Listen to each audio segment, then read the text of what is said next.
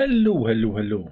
This is for those people that didn't understand yard. Was it 73? I nearly said yard 73. 73 yards. The fourth episode of series 14 of Doctor Who. A lot of people have been going, oh no, no, and that's good. That's because you are a mouth breather who has a smooth brain.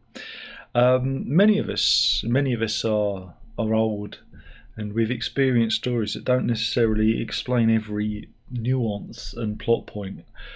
Some of us grew up with a show called Sapphire and Steel.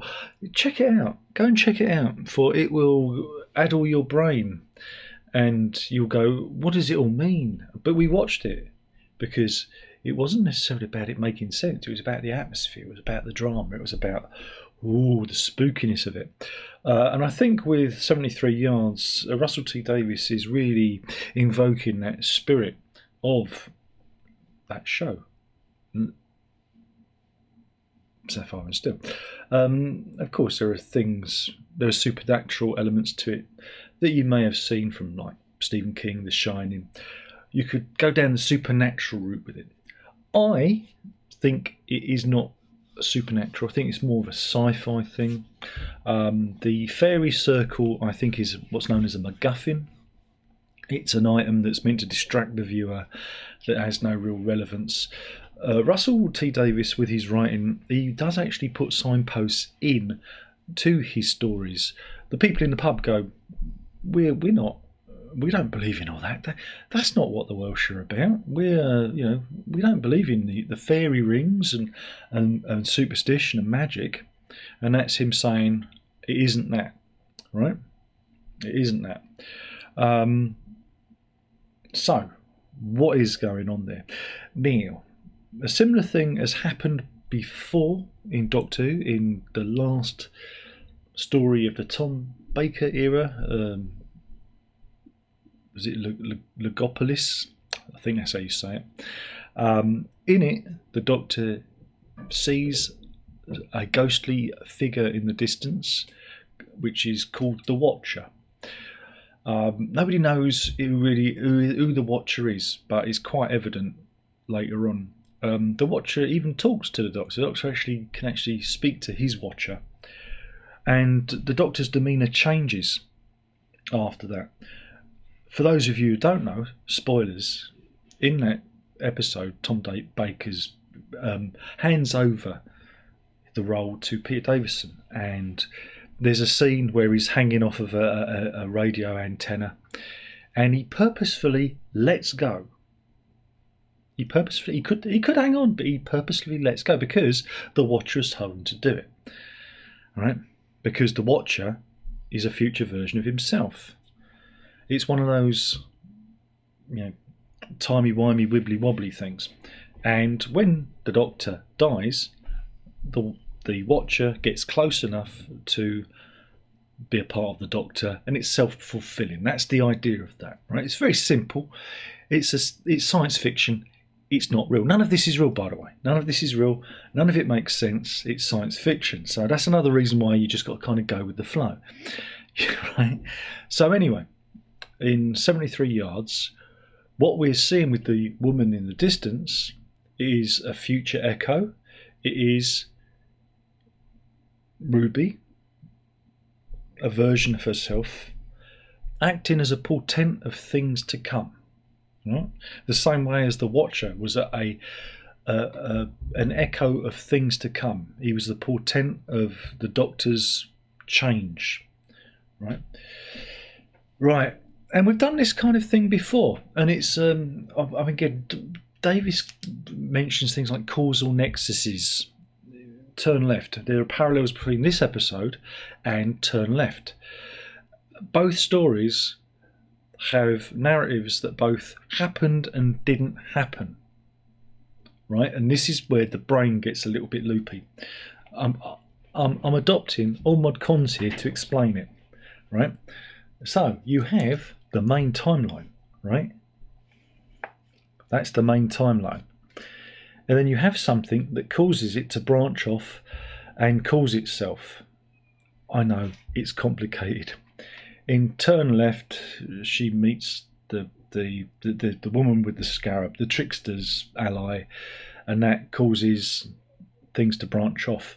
In this episode, the Doctor mentions the politician A.P. Gwilliam, right, and talks about nuclear disaster, and that causes an event on the timeline that shouldn't have happened, right? And this causes Ruby's event here to loop back to there to warn herself.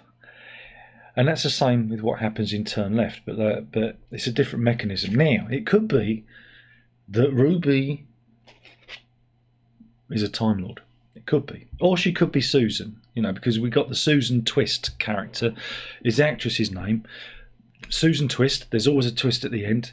This could be the season's bad wolf, because we've known Russell to do this again.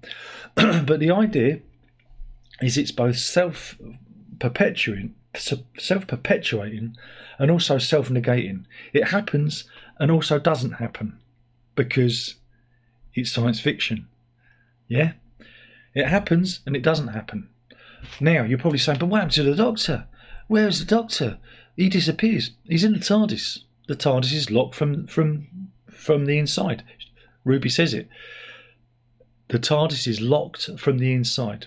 TARDIS didn't do that. The Doctor did, because he knows he's caused a causal nexus by mentioning the future when he shouldn't have done. He may have done it deliberately to save the human race from nuclear destruction. Right. Again, none of this is real. It's science fiction. When Ruby goes home and talks to her stepmum, or adopted mum, or whatever you want to call her, she says he's pottering around in his shed. He's pottering around in his shed. She explains, she tells her, because Russell T Davies telegraphs what this is, what this thing is. He's in the shed. He's in the TARDIS. Oh, but Darren, why would he wait for 80 years in the TARDIS? Because he's a Time Lord, and to him, 80 years is like lunchtime. It's irrelevant to him. It's a twinkle in the eye, So, Time Lord, time means nothing. So there's that aspect. Now, what does the woman say? Now there's a bit of sign language going on. Now, it isn't sign language traditional, but the future version, the future echo, the Watcher, does which is saying, I am you, to Ruby. She's signalling that she is her, future version, right? Signalled. What does she say to the people that she meets? She tells them that I'm from the future, and Ruby has to,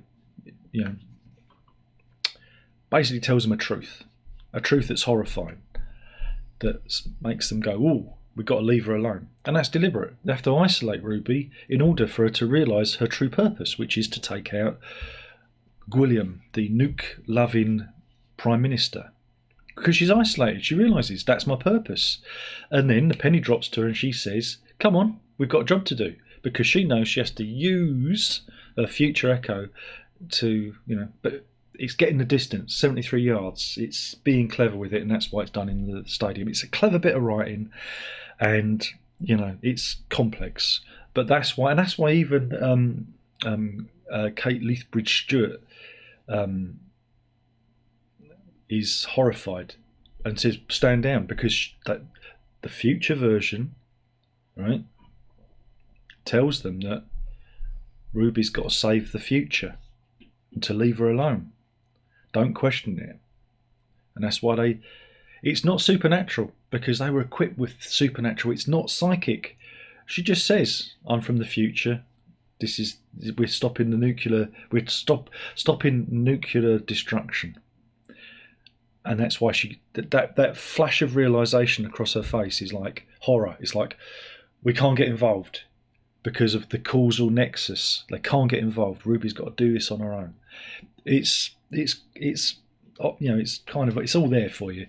And if you didn't get it, that's because you're not used to the way that Russell T Davies tells stories. If you don't get this, go and watch Turn Left. It's an excellent episode. It's another favourite of mine, which looks at what happens if you make different decisions in your life. But the ending of that, no spoilers, kind of explains what this is, right?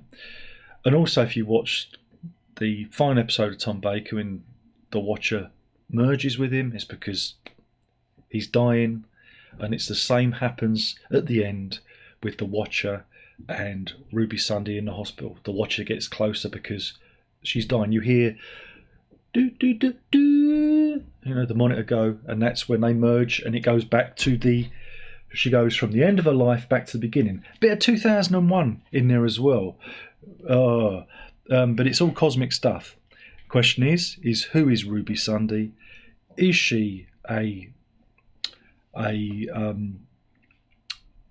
previous? I think she could be actually a previous version of Susan, like an early version or an unknown. It's another anomaly we're dealing with. I think the Doctor's walking into a massive time anomaly trap with all of this, and it all revolves around Ruby Sunday, and who could be Susan or not, or a version, or a future version. Again, Russell could be doing all sorts of things, but hopefully that's explained what happens.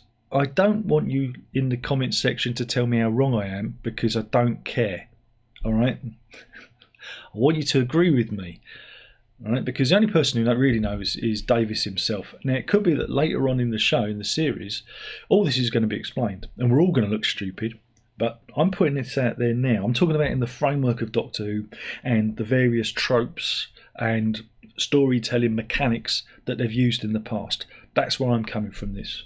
That's the way I'm coming from this. And hopefully this has helped explain it if you've had a little bit of difficulty with it. I think it's excuse me, I think it's a very good episode. I think it's very well written, and there are parallels with Turn Left. Go and watch that one. Thank you for watching. Hopefully I haven't annoyed you too much, and yeah, I wonder how it's going to end.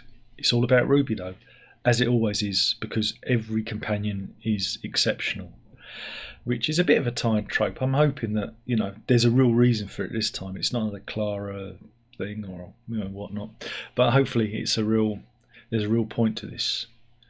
Ooh, spooky. Anyway, thank you for watching. Ta-ta.